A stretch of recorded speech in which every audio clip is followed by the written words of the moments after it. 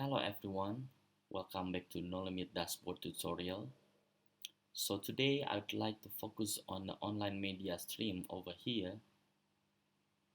This is the view that you will see if you click online media on the stream panel module.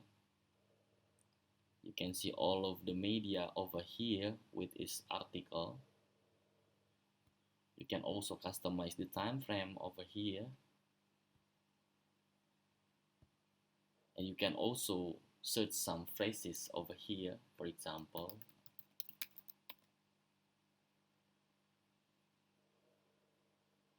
So the articles appear here is the article that has Indonesian's word on the article. For example, I would like to see the tribunews.com. We can just click here, and also this is the list of the articles. If you click here, you will be directed to detail of the article.